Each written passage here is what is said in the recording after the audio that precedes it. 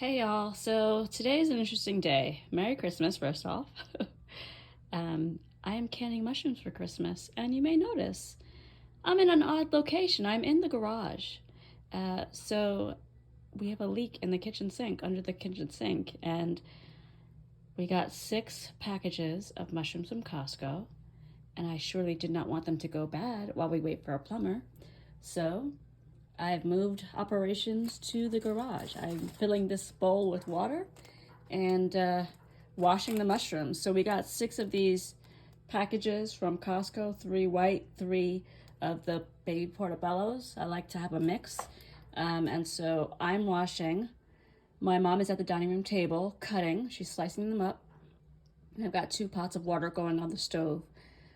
So I'll walk you through the process. But I'm super glad this was actually a bit of a splurge on my end, on my part. I wanted to have a sink in the garage, basically for gardening needs. You know, if I need to clean out any pots, wash any like carrots or the root vegetables that I didn't want to bring into the kitchen without washing first. And so this was a splurge, and I'm super, super glad I did it because we can't use the kitchen sink, so we can use the garage sink and get these mushrooms processed today. And I'm also glad I had the plumber who installed it put in hot and cold water so my hands are not frozen. So this is not going according to plan, but it will still be done. Blessed are the flexible, for they shall not be broken. It's not a scripture verse, but it sounds like it, and it's also true. So I'll keep you posted. I'm going to take you along with me on the journey to get all of these mushrooms processed. I'm hoping to have 5 to 6 months, so we'll see where we end up.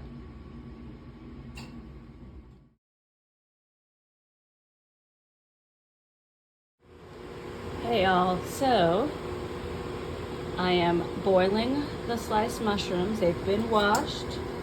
My mother sliced them up for me because she is wonderful. And they are just boiling for 5 minutes, at which point I'm going to start putting them into jars, and then I'm going to pour the hot water on top of them. So that is the process. I've got the rest of this bowl and one very large pot filled with mushrooms. They boil for 5 minutes. Fill the jars, fill with hot water up to 1-inch headspace, and then we process pints and half pints for 45 minutes in the pressure canner. Mushrooms cannot be water bath canned. They need to be pressure canned. So just be sure that you've got the right equipment to keep your family safe. And the National Center for Home Food Preservation says that we should not can wild mushrooms. I'm not sure why. I've not done the research for that, but I also don't have any wild mushrooms, so it's not a concern right now. So after 5 minutes, I will take these out, scoop them into the jars, and go from there. One thing you'll learn about me is that I can make messes in the kitchen. So yeah, let me lower this water because it doesn't need to boil that hard. Let me just turn it off. Yeah, I made a little bit of a mess. Thankfully, it's just water and some mushroom pieces, so it will clean relatively quickly. But yeah, you should stay and watch your pot boil because it might boil over, and that's not as fun. So these are just about done. Say another 2 minutes, and then I will start scooping them out. All right, y'all. So I love this little spider. I got it at a garage sale, and it just works really well. Mushroom overboard. If you didn't notice that one, a mushroom just fell. Thankfully, the puppy is hanging out with my mom in her room, so we won't have an issue.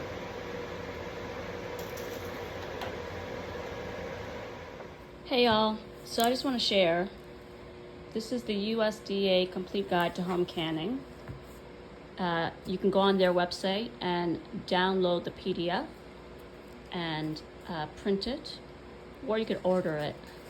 And so this is really great. I have it just on my bookshelf in my homesteading row, and they talk about everything: altitude, and here's the table of contents. So the first part is, well, they do canning fruits, canning tomato products, and then vegetable products, then meat and seafood. So mushrooms is what we did today. Mushrooms is on 4-13. Then fermented and pickled vegetables, vegetable pickles, vegetable relishes, special diets, so no sugar added, jams and jellies, jams and jelly with pectin, making reduced sugar fruit spreads, which I love doing. I use Pomona's pectin to do low sugar jellies. So 413 was the page for mushrooms. And so you'll see whole or sliced. Caution, do not can wild mushrooms. So I did all pints, and hot pack is really the safe way to do it. Now it says to soak the mushrooms in cold water for 10 minutes to reduce dirt, then wash in clean water. I wash them individually, so I do put them in a bowl of cold water, but I wash them individually. I trimmed the stems. My mother sliced all of them because she is wonderful. And then you put them in the pan, boil for 5 minutes. You then fill your jars with the hot mushrooms, leaving 1-inch headspace. You could add salt if you desire, but it's not necessary. And if you want to really preserve the color, which I don't care about, you could put 1/8 teaspoons of ascorbic acid or a 500 milligram tablet of vitamin C. Then you have fresh water, so not the water you boiled it in. Have a second pot of fresh water, fill it up, leaving 1 inch of headspace, and make sure to debubble and then adjust the water level if needed. So you saw that I did that for a few of them. Then you wipe the rim of the jar with a damp and clean paper towel, adjust lids, and process. So it's 45 minutes for half pints or pints. And then you can see what your altitude is. You always have to find out what your altitude is. I'm at like 43 feet. So I'm on 11 pounds of pressure. I am going to be using a weighted gauge pressure canner, so it's going to be 10 pounds for me. If you are above 1,000 feet, then you're going to have to make sure, if you have a weighted gauge, you're using the 15 pounds. And then if you've got a dial gauge pressure canner, you're going to follow these directions. So make sure you know which kind of pressure canner you have so that you are canning your items safely. Again, mushrooms are my absolute favorite. Love, love, love, love, love canning them. So yeah, I'm excited to get this done. We've got 11 pints. Next time I will be getting 13 packages at Costco, so I could get 6 months worth of mushrooms. And this is part of the process, right? You know how many you want, how long you want it to last you. You figure out how often do I eat them. We eat it 1 pint a week. So if I want 6 months, I need to have at least 24 to 26 pints of sliced mushrooms. And to do that, since we got 11 this time with 6 packages, I'm going to need at least 13 packages next time. So there you have it all. Thank you for hanging out with me. I'll talk to you later. Hey y'all, so I let it cook down quite a bit. It's actually, I know you can't see all the steam, but it's a little less than half, I think. So what I did here was set up 4 more jars, and I put this small strainer, part of my Magnolia set, on top of the funnel. So that way I can catch any bits of mushroom before it goes into the jar. If anything gets through, it's okay, like it's not the end of the world, but I prefer to have clear broth. So I'm literally just going to spoon the broth in.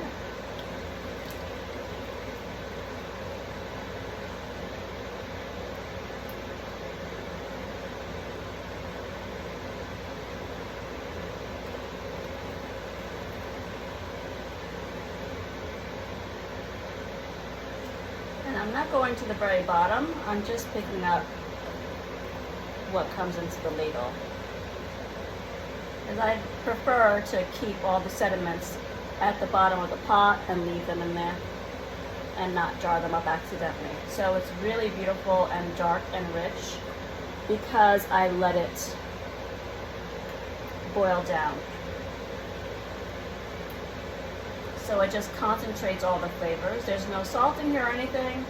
It is just literally mushroom and water.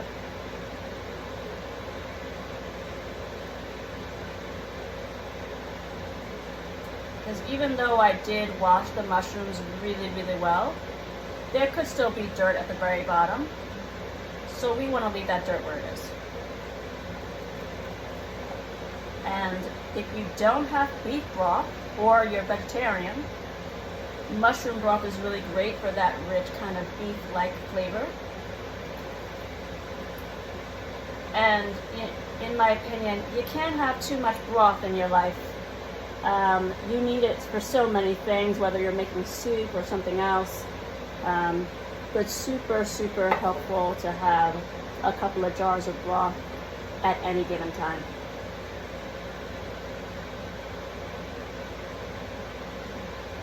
If you're feeling sick, you got broth, you want to spice up a rice dish, you can do that and cook the rice in broth instead of in water.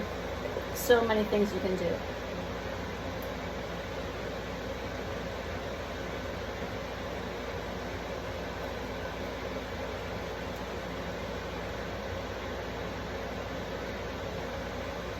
I think we should have enough for 4 jars. We'll see. We may be a little bit short.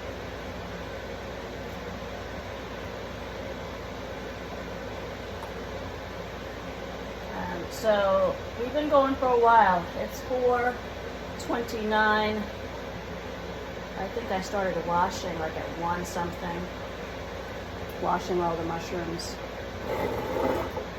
Then I washed the jars.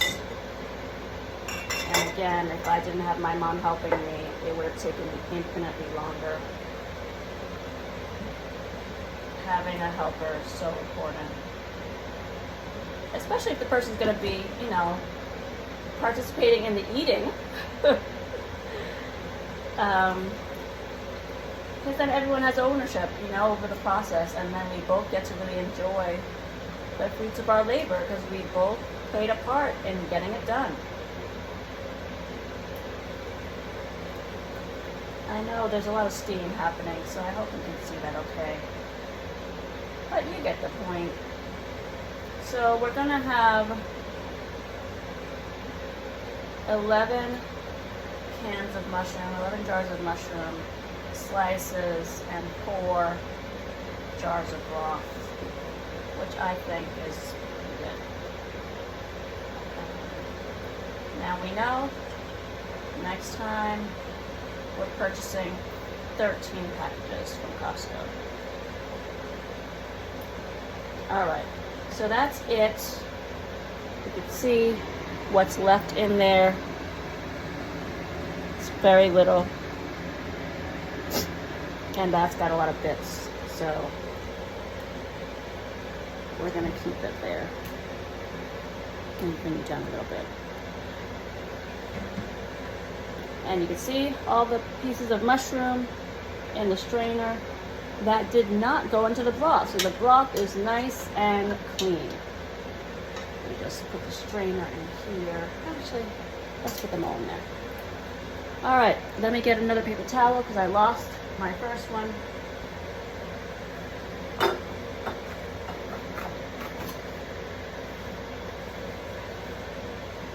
once again. I need to dip that in some hot water.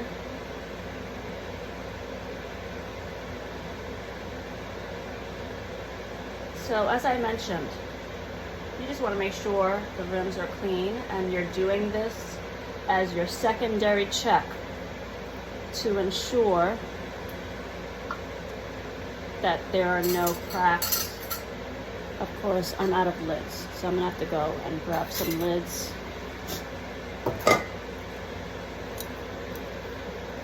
Go and rinse 2 more.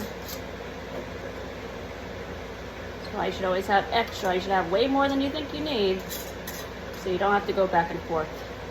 So fingertip tight, and I'm gonna put them right up top here with the other jars. Isn't that beautiful? Nice and dark and rich. So there's some room for those 2 more jars. And I'll be back when I get the last 2 jars in the canner and set the canner up. All right, y'all. So here is the, what is it called? I forget, the gasket. That's it. The gasket that's in the lid of the pressure canner. I put a little bit of oil here, and I just do this every couple of uses, just to make sure that it moves smoothly, so you can close the canner easily. You know, there's a little bit of build-up,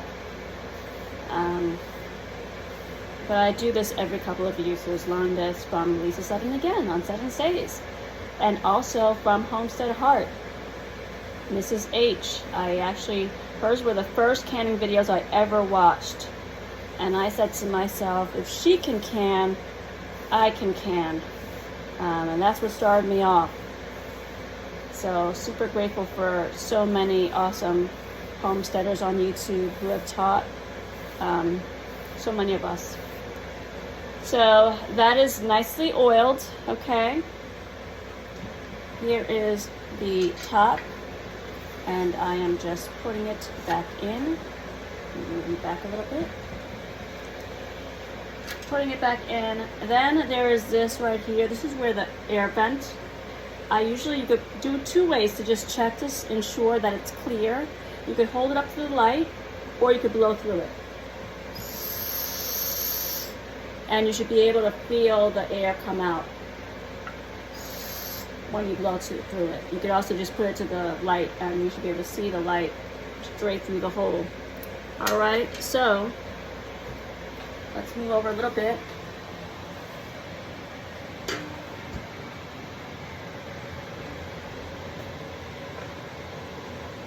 Now, when you put the pressure canner on, you will see on this lid, close and open, so that you can put it on properly. So close is going in this direction.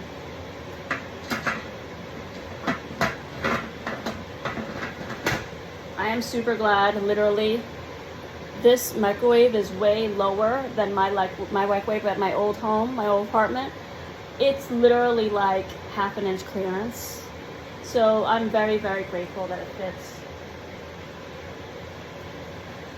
All right, now we've got it on. I've had the stove on low. I'm going to put it up a little bit. And we're gonna keep an eye out on the air vents.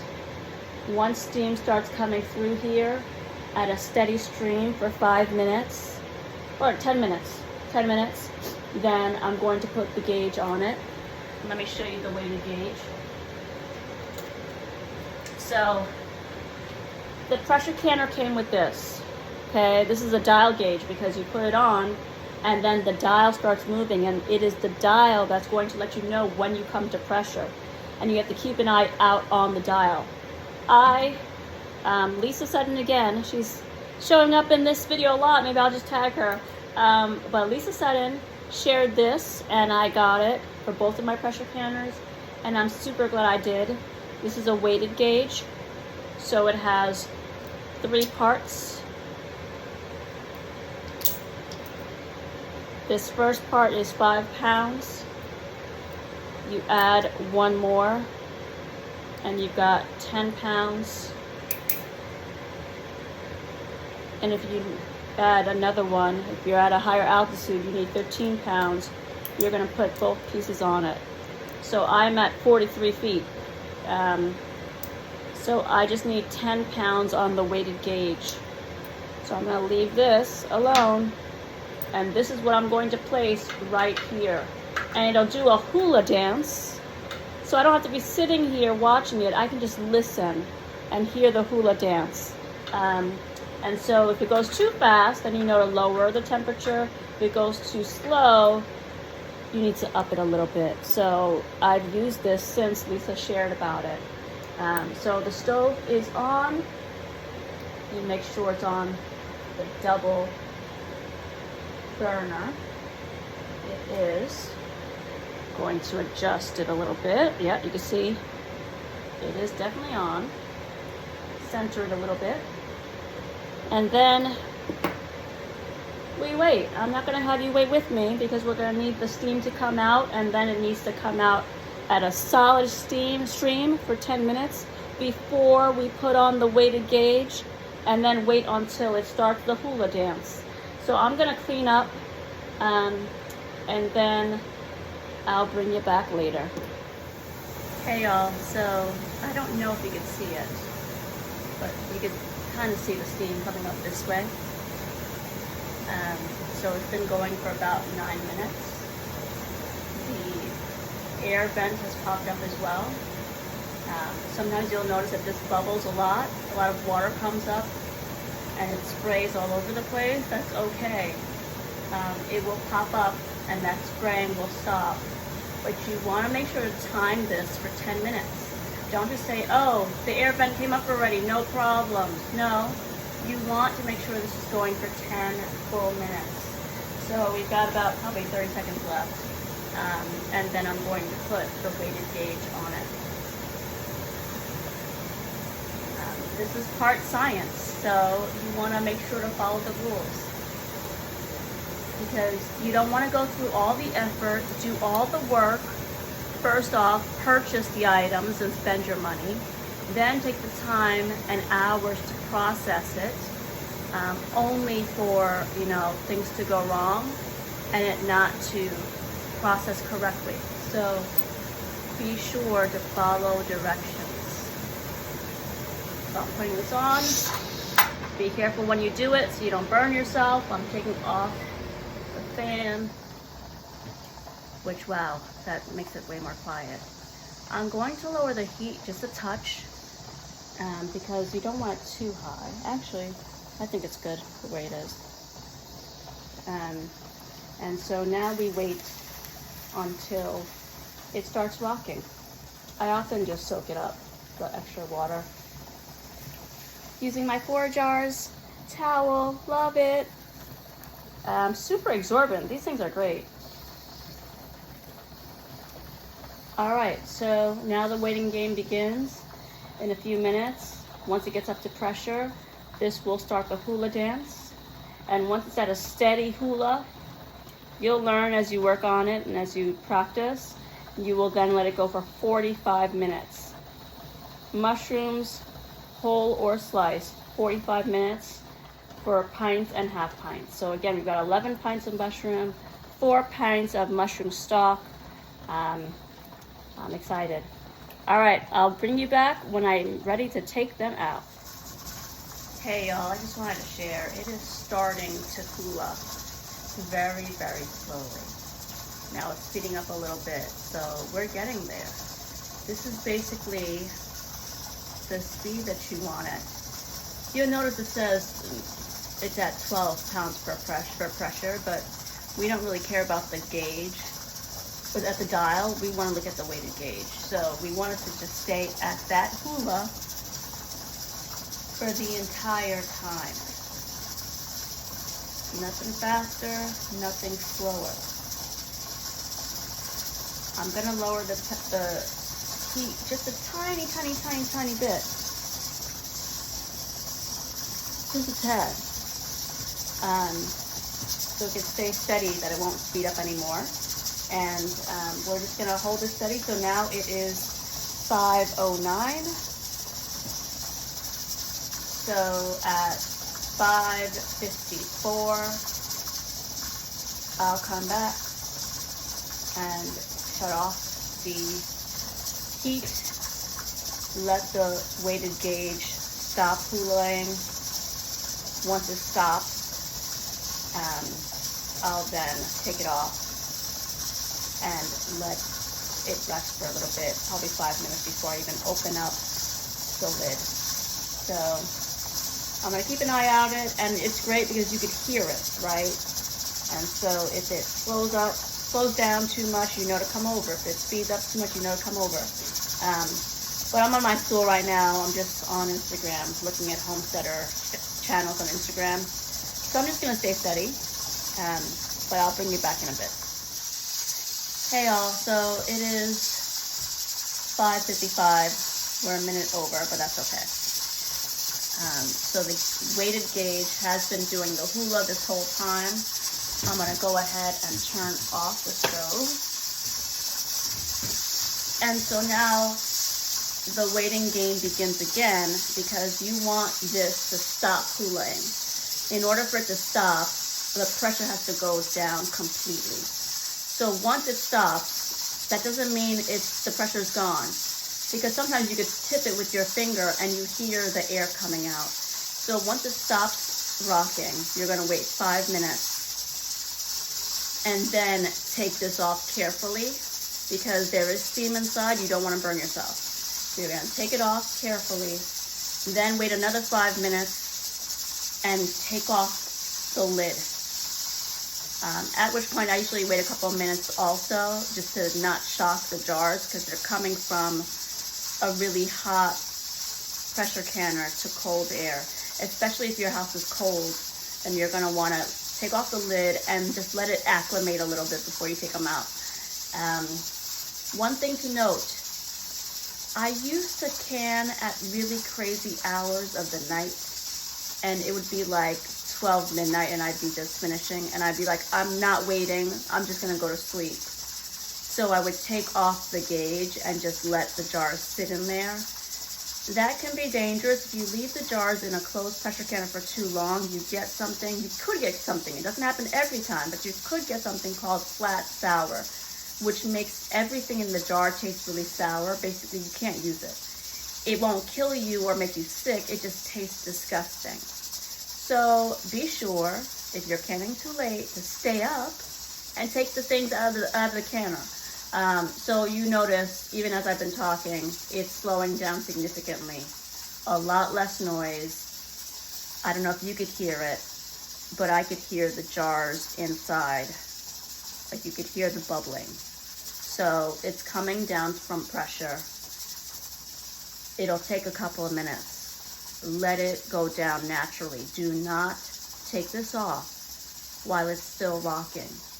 If you do that, you're gonna change the pressure in the canner too quickly, and you'll get siphoning. The liquid in your jars is gonna come out, and your food is not gonna be safe to consume. So be patient. Wait until it stops rocking. Give it a couple of minutes before you take it off, and then give it a couple of minutes before you take the lid off. It's a waiting game. It'll be worth it though. There are 11 jars of sliced mushrooms and 4 jars of mushroom broth in there. So really great food for us to use. You just have to do the work and be patient and wait for it. All right, I'll bring you back when I take them out. Hey y'all, so it is done. I had to move it. I don't recommend you shifting anything. The pressure canner was here, you should leave it here. However, it's past dinner time and we had to use the microwave. So I scooted it over very gently. And so the dial is now at 0. I touch the weighted gauge, no air is coming out. It's been about 45, 50 minutes. I think it's been 50 minutes. So it takes a minute. So take this off. It's hot, so definitely hold it at the top. The metal part is definitely hot. So we'll leave it for about 5 minutes or so. And then open up the lid, you'll notice this is completely down. So it went back down. Once the pressure was all released, it sunk down on its own. So I'll come back in 5 minutes and open it up with you all. See you soon. Hey y'all, so I just uncovered it. You can see some bubbles still going. So they are good and hot. I heard 2 pings already. So you can see this one is flat. This one still is up. Once they cool for a few minutes, I'll take them out. And then they stay out until morning. It's 7:09 right now, so they'll stay out until morning. About 12 hours, 12 to 24 hours. And they should be sealed by then. If any are not sealed, they'll go in the fridge. But this one you can see is flat, it's indented. So we've got some seals already. It's exciting. All right, I'm gonna go get my jar lifter because I left it in my other pressure canner in the 16 quart. So I'll go and grab that and then I'll take them out. All right, y'all.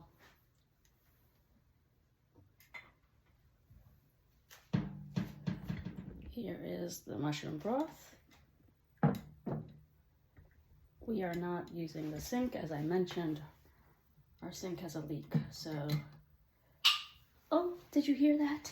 Oh, it's the best sound ever. The sound of a sealing lid. Music to your ears.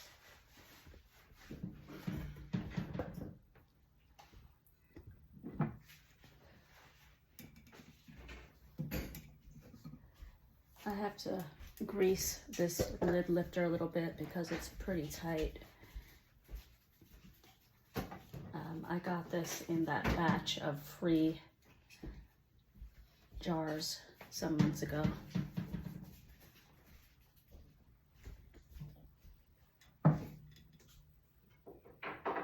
So these 3 are sealed. They've all got indents, which is great.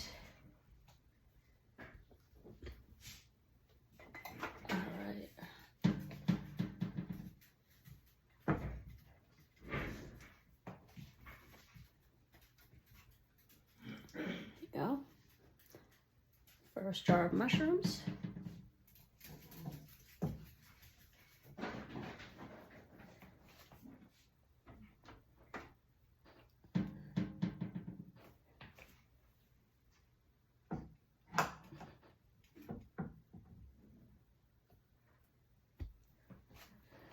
All right, now the tricky part is to get the tray off because there is this tray in there. All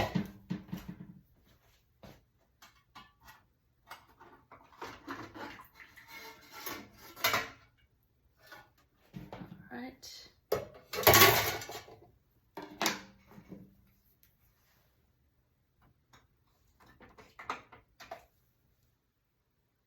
You see the ring, there's hard water here at our home. So there's a ring around the jars. That is not the norm for me.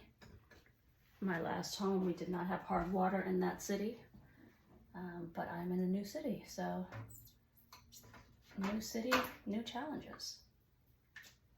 You can put vinegar in your jars, not in your jars, but in the pressure canner, which, you know, sort of mitigates the hard water stains. But my understanding is that that will make your rims, your jar rims, your lids, not your lids, your rims, I was right. That'll make them rust a little faster. But they are all looking great. Looks like I've got no siphoning so far, so that means none of the water that we put in the jars has leaked out.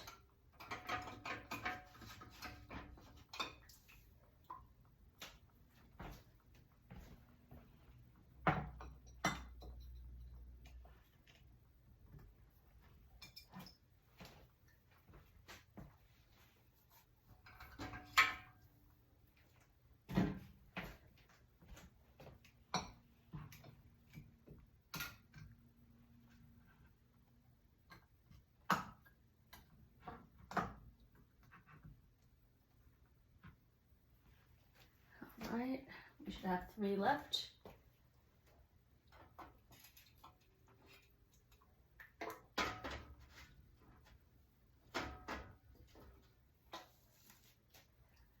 So with the hard water stains, literally you just, the next day, after that 12 or 24-hour wait time, you just wash your jars in soapy water, and the hard water stains will wash away.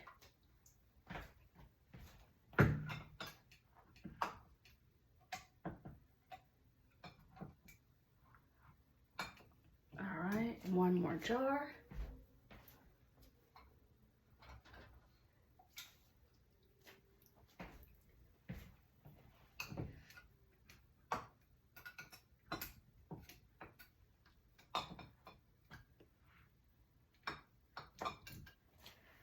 All right, y'all.